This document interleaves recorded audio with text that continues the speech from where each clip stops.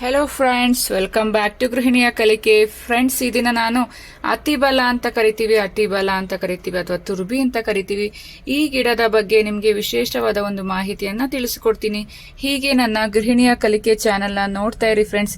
ಬನ್ನಿ, ಹಾಗಾದ್ರೆ ಅತಿಬಲ ಇದನ್ನ ತಿಂದ್ರೆ 100 ವರ್ಷ ನಿಮ್ಮ ಬಲ ತಗ್ಗಲ್ಲ, ಸೊಂಟ ಬಗ್ಗಲ್ಲ, ನಿಶಕ್ತಿ, ಬಲಹೀನತೆ, ನರಗಳ ಮೂಳೆಗಳ ಸೆಳೆತ ಸಹ ಇರೋದಿಲ್ಲ, ಪೈಲ್ಸ್ ಸಹ ಇರೋದಿಲ್ಲ ಅಂತ ಕಂಪ್ಲೀಟ್ ಆಗಿ ಇದ್ರ ಬಗ್ಗೆ ಡೀಟೇಲ್ ಅನ್ನ ಹೇಳ್ತೀನಿ. ಅದ್ರ ಬಗ್ಗೆ ಏನೇನು ಬೆನಿಫಿಟ್ಸ್ ಇದೆ ಅಂತ ನೋಡೋಣ.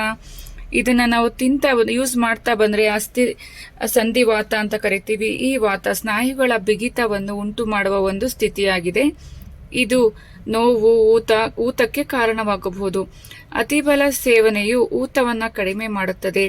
ಅತಿಬಲವನ್ನ ಜೇನುತುಪ್ಪ ಅಥವಾ ಉಗುರು ಬೆಚ್ಚಗಿನ ನೀರಿನಿಂದ ಸೇವಿಸಬಹುದು. ಈ ಮಿಶ್ರಣಕ್ಕೆ ಕಾಲರಿಂದ ಅರ್ಧ ಟೀ ಸ್ಪೂನ್ ಅಷ್ಟು ಅತಿಬಲ ಪುಡಿಯನ್ನ ಸೇರಿಸಿ ಸೇವಿಸಬಹುದು. ಇದರಿಂದ ಅಸ್ಥಿ ಸಂಧಿವಾತವನ್ನ ನಿವಾರಣೆ ಮಾಡ್ಕೋಬಹುದು. ಇನ್ನು ಅಪೌಷ್ಟಿಕತೆ ಅಂತಾನೆ ಕರಿತೀವಿ. ಪೋಷಕಾಂಶದ ಕೊರತೆ ಮತ್ತು ಅಸಮರ್ಪಕ ಜೀರ್ಣಕ್ರಿಯೆಯಿಂದ ಅಪೌಷ್ಟಿಕತೆ ಉಂಟಾಗುತ್ತದೆ.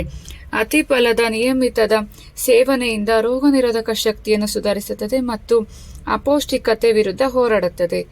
ಇನ್ನ ಮೂತ್ರನಾಳದ ಸೋಂಕಿನಿಂದ ಬಳಲುತ್ತಿದ್ದರೆ ಅತಿಬಲದ ಸೇವನೆಯು ಸೋಂಕನ್ನು ನಿವಾರಣೆ ಮಾಡುತ್ತದೆ.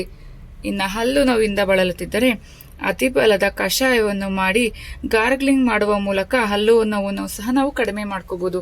ಸೊ ಎಷ್ಟೊಂದು ಬೆನಿಫಿಟ್ಸ್ ಇದೆ ಅಲ್ವಾ. ಇದರ ಎಲೆಗಳ ರಸವನ್ನು ಮುಲಾಮ್ ತಯಾರಿಸಿ ಬಳಸಲಾಗುತ್ತದೆ.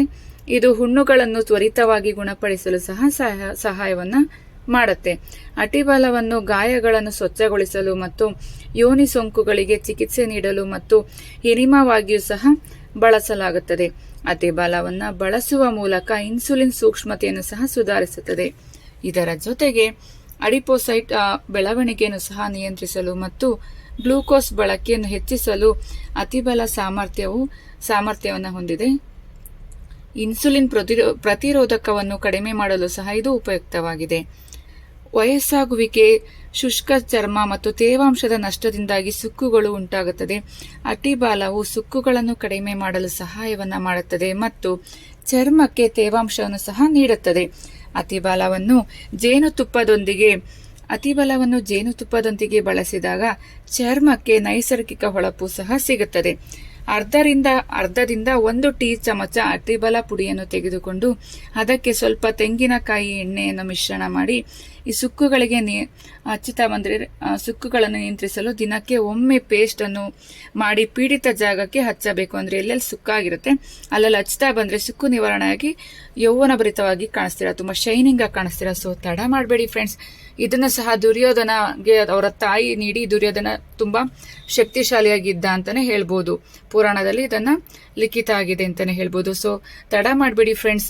ಅತಿಬಲವನ್ನ ಯೂಸ್ ಮಾಡಿ. ಇದು ಹಳ್ಳಿಗಳಲ್ಲಿ ತುಂಬಾ ಚೆನ್ನಾಗಿ ಎಲ್ಲಾ ಕಡೆ ಬೆಳೆಯುತ್ತೆ. ಅದನ್ನ ಯೂಸ್ ಮಾಡ್ಕೊಳ್ಳಿ ಫ್ರೆಂಡ್ಸ್. ಅದರಲ್ಲಿ ಹೂವು, ಎಲೆ, ಅದರ ಬೀಜ ಪ್ರತಿಯೊಂದು ಇದರಿಂದ ಬೆನಿಫಿಟ್ಸ್ ಇದೆ ಅಂತಾನೆ ಹೇಳ್ಬೋದು. ಹೀಗೆ ನನ್ನ ಗೃಹಿಣಿಯ ಕಲಿಕೆ ಚಾನೆಲ್ನ ನೋಡ್ತಾ ಇರಿ ಫ್ರೆಂಡ್ಸ್. ಮತ್ತೊಂದು ವಿಶೇಷ ಮಾಹಿತಿಯ ಜೊತೆ ನಾನು ನಿಮ್ಮನ್ನ ಭೇಟಿ ಮಾಡ್ತೀನಿ. Thank you for watching. Thank you.